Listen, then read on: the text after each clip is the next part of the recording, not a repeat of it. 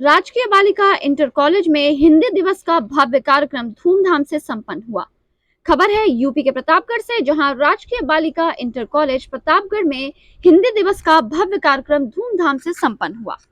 कार्यक्रम के मुख्य अतिथि श्री प्रकाश चंद्र श्रीवास्तव जिलाधिकारी प्रतापगढ़ महोदय रहे। आयोजन सरदार सिंह जिला विद्यालय निरीक्षक प्रतापगढ़ ने किया। कार्यक्रम की अध्यक्षता डॉक्टर दयाराम मौर्य, रतन वरिष्ठ कवि एवं साहित्यकार ने की। कार्यक्रम का संयोजन गरिमा श्रीवास्तव प्रधानाचार्य एवं श्रीमती गीता उप प्रधानाचार्य राजकीय बालिका इंटर कॉलेज प्रतापगढ़ ने किया। कार्यक्रम का सफल संचालन डॉक्टर मोहम्मद अनीस ने किया। मुख्य अतिथि का स्वागत जिला विद्यालय निरीक्षक महोदय प्रधानाचार्य एवं उप प्रधानाचार्य ने बुके के साथ किया और उनका सम्मान मोमेंटो देकर किया। इस अवसर पर विद्यालय की छात्राओं ने भाषण एवं कवि दरबार प्रस्तुत किया, जिसको सुनकर और देखकर जिलाधिकारी महोदय ने बहुत तारीफ की और छात्राओं को पुरस्कार स्वरूप 5,000 रुपए दिए। प्रमुख साहित्यकारों में डॉक्टर दयाराम मौर्य, आफ्ताब जौनपुरी, डॉक्टर प्रियंका आदि को जिलाधिकारी महोदय ने शॉल एवं माला पहनाकर सम्मानित किया। साहित्यकारों और कवियों ने हिंदी दिवस पर अपने विचार और अपनी रचनाएं प्रस्तुत की। इस अवसर पर अपने उद्बोधन में जिलाधिकारी महोदय ने कहा कि हम प्रत्येक वर्ष हिंदी दिवस 14 सितंबर को मनाते हैं। इस अवसर पर उन्होंने कविता पढ़ी कि कल शाम हिंदी ने स्वागत किया उर्दू का इस तरह, अपनी गजल छोड़ गया, मेरी कहानी ले गया।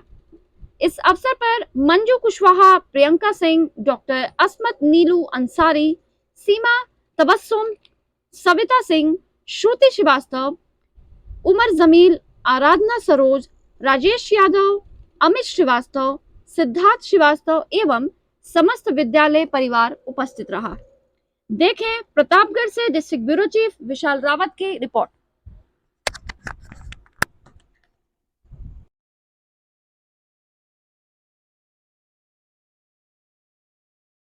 होता उस पे विश्वास कर लिया होता, हो गंगा पा जाते तुम कटौती में, मन को प्रेदास कर लिया होता,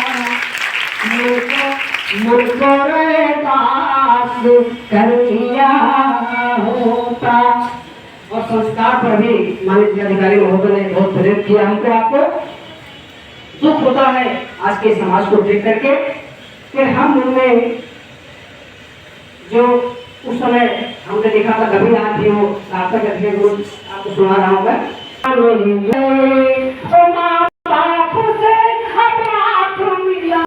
इसके नाम पे आज का दिन सुरक्षित है। इस दिवस पर आना, चर्चा करना, इस बहाने एक दूसरे से मिलना, एक दूसरे की रचनाओं को जानना, उसकी सृजन क्षमता को जानना। इस अवसर पर इतने बड़े विद्वान लोग आए हुए हैं, डॉक्टर दयाराम रत्न जी, डॉक्टर आफ्ताब जौनपुरी जी, जिन्होंने बहुत ही बढ़िया हिंदी में गजल जिसको कहा जाए, जिसमें उर्दू अल्फाजों का बहुत कम प्रयोग किया गया था। कहने के लिए वो गजल थी, बट वो हिंदी कविता ही थी। और यहाँ की हिंदी प्रवक्ता डॉक्टर प्रियंका सिंह, हमारे सहयोगी अधिकारी DIS साहब, प्रिंसिपल DDIC, उप प्रिंसिपल DDIC, और जब से मैं आया हूँ जनपद तब से हर कार्यक्रम का मतलब संचालन करते हुए जिन्हें देख रहा हूँ। ठीक है, अनीश जो कि यहाँ के एक साहित्य रत्न के सुपुत्र हैं और उसकी परंपरा को आगे ले जा रहे हैं। पत्रकार बंधु और प्रिय बच्चों, सबसे पहले तो मैं डॉक्टर प्रियंका सिंह को बहुत बहुत बधाई, शुभकामना और शाबाशी देना चाहूंगा, फखर करना चाहूंगा कि आपने बड़े छोटे से कार्यक्रम के द्वारा सारे ही साहित्यकारों का सम्मान करवा दिया आज हिंदी दिवस के दिन से। हमारे आपके लिए ये 5 मिनट 7 मिनट की प्रस्तुति थी, लेकिन इसके मर्म को समझना चाहिए। उस रूप में उतरने के लिए इन बच्चियों को कितनी मेहनत करनी पड़ी होगी, कितना उन्होंने ड्रेसअप किया अपने को, 3-4 दिन से इनका एक टास्क रहा होगा कि हमें सुभद्रा चौहान रखना है, तो हमें दुष्यंत कुमार बनना है, तो घर में पहना होगा ड्रेस, फिर छोटी बहन होगा तो डांट के बड़ी होगी तो रिक्वेस्ट करके बोला होगा देखो मैं वैसा लग रही हूँ कि नहीं लग रही हूँ। उस भाव भंगिमा को उतारना काफी बच्चों ने कोशिश की कि जो जिस रूप में कवि थे, थोड़ा मैं दुष्यंत कुमार जी से अनुरोध करूंगा कि थोड़ी सी आक्रामकता, उतनी विनम्रता में वो नहीं पढ़ते थे जितना विनम्र होकर आपने पढ़ा, बट वो नारीगत स्वभाव है, बच्ची है तो आक्रामकता कहां से जाएगी, थोड़ा सा ओझ उसमें होना चाहिए था। इसी तरह दिनकर जी जो है वीर रस के कवि थे। चलो कोई बात नहीं, आज का प्रयास में जोरदार तालियां इन बच्चों के लिए। पूरी टीम स्वागत से लेके और जितनी भी टीम ने यहाँ काम किया, मैं अपनी तरफ से 5,000 का पुरस्कार आपको देता हूँ बच्चों को। इनके प्रयास के लिए मैं बहुत देखी कितनी बारीकी से इन्होंने इसको जिया उस चीज को, और एक बार भी हम लोगों को लगा कि वास्तव में हम लोग कोई बहुत बड़ा अंतर्राष्ट्रीय स्तर सम्मेलन मुशाहिदा में बैठे हैं, जहाँ गोस्वामी तुलसीदास भी अवतरित है मंच पे। चलो आजकल के कवि लोग हैं वहां तक तो ठीक है, और जैसा कि मैं मानस का प्रेमी हूँ तो गोस्वामी जी को मैं प्रणाम करता हूँ। कहाँ गए गोस्वामी तुलसीदास जी? नहीं, आप वही रहिए, मैं यहीं से आपको प्रणाम करता हूँ।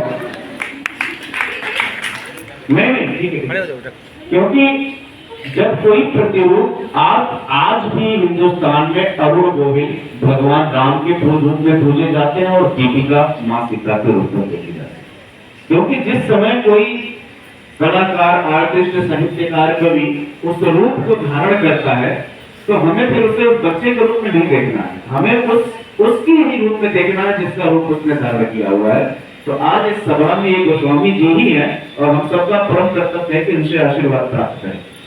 इसी तरह हंसी मजाक की बात नहीं कर रहा हूँ, वास्तव में वो प्रतिरूप जब आते, अब जैसे गांव में रामलीला चल रही है, वो दिन भर हो सकता है मजदूर का काम करता हो सकता है बर्तन मारता हो, वो राम का रोल करता है, हो सकता है उसी रामलीला का बाद में खाना खाने के बाद बर्तन धुले वो पात्र, बट जितना देर वो मंच पे राम रहेगा उतना देर वास्तव में भगवान राम उसके शरीर में प्रवेश करते हैं, वरना किसी के बस का नहीं है कि इन सबकी लीला कर सके। तो उस रूप से हम लोग भूलते हैं, हम लोग जाकर के मंच पे उनका पैर छूते हैं, हमें भूल जाते हैं कि वो कौन है और अभी मंच के पहले क्या थे और मंच के बाद क्या हो जाएंगे। हम उस प्रतिरूप की, हमारी परंपरा, हमारी संस्कृति है। तो जितने बच्चों ने इतने महान कवियों का रूप धारण किया और हम सबको 5 मिनट के लिए एहसास कराया कि हम एक राष्ट्रीय मुशायरा या कवि सम्मेलन में बैठे हुए हैं, इन सबको और इस कॉन्सेप्ट के लिए डॉक्टर प्रियंका को बहुत बहुत धन्यवाद और शाबाश। ये सोच उनके मन में आया कि सारे लोगों ने जितने भी, जैसे किसी की स्मोकिंग की आदत थी, कोई नॉनवेज खाता था, ये वास्तव में उन्होंने छोड़ दिया और वास्तव में उनके शरीर का आंतरिक अंतर्मन का सुधार हुआ, जैसे वो बात के जीवन में अभी भी जी रहे हैं। तो आपने भले ही 2 मिनट के लिए उस व्यक्तित्व को धारण किया, 5 मिनट के लिए किया, पर आप कोशिश करो कि विधा में, क्षेत्र में, कला में, गेम में, व्यवसाय में या सरकारी नौकरी में कहीं भी जाओगे तो आप इस विधा को, अपनी संस्कृति को, अपनी सभ्यता को और अपनी भाषा को का दामन कभी नहीं छोड़ेंगे।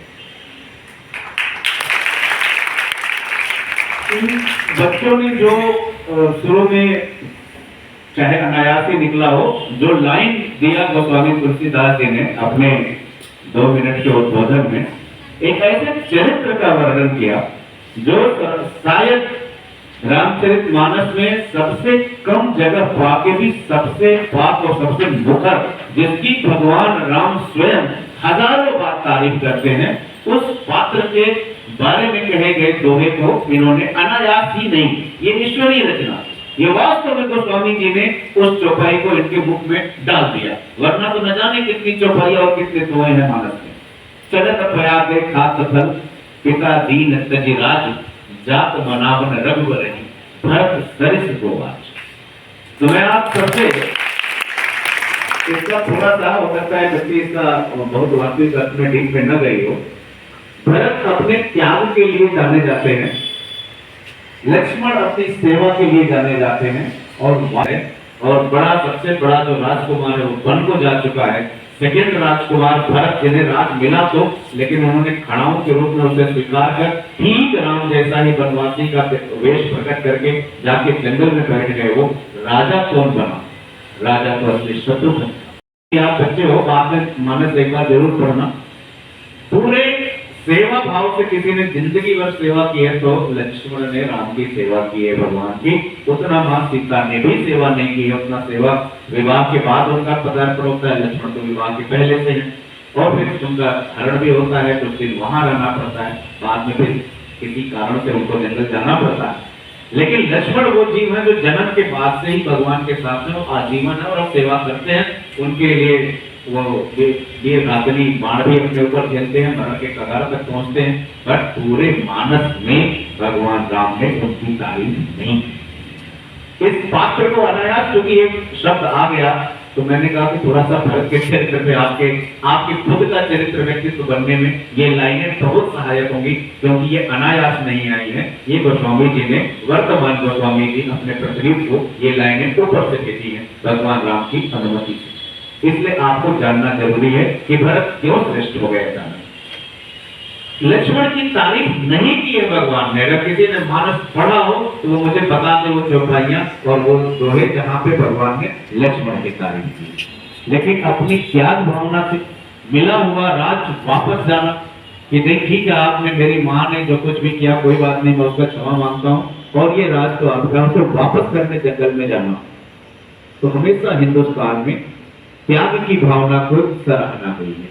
त्याग करता है जो, वो छोटी बात नहीं होती है। पूरे राज का जाकर के त्याग करना, फिर खड़ाओं के रूप में ले आना।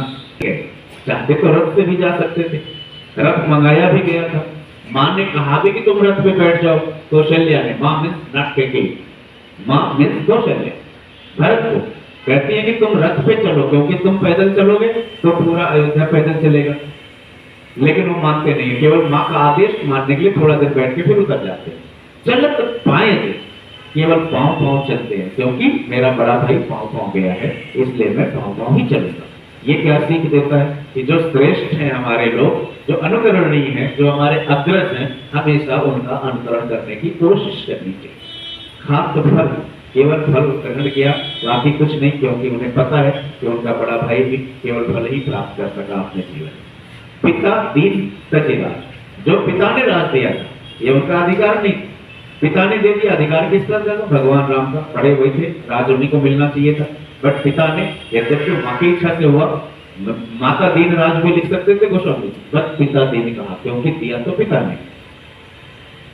राज, उस राज को त्याग दिया और जात मना मन रघुवर, ये राज वापस देने, रघुवीर को मनाने के लिए जा रहे हैं भरत सरिस को। आज भरत जैसा कोई भी दुनिया में नहीं।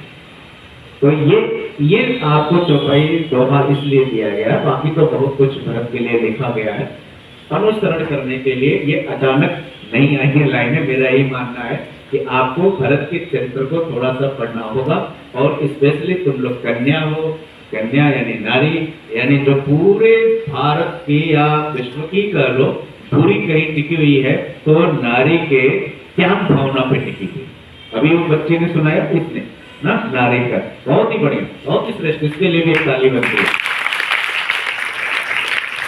बचपन से ये मानवीय प्रकृति है, ये कोई नहीं भी हो, मान लो कोई बच्ची नहीं पढ़ती है, इंटर BA MA नहीं करती है, तो भी उसके अंदर त्याग की भावना उतनी ही होगी जितनी पढ़ी लिखे में थोड़ा सा सकता कमी हो, क्योंकि ये प्रकृति ने दिया है उसको। ऐसे ही नहीं माता अनुसुईया ने दे दिया आशीर्वाद किसको?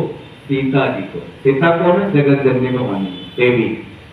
और अनुसुईया कौन है? हमारे आपकी जैसी एक इंसान है, महिला।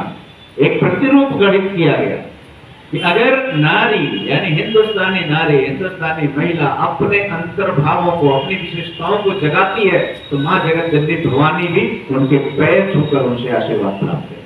ये है माँ से।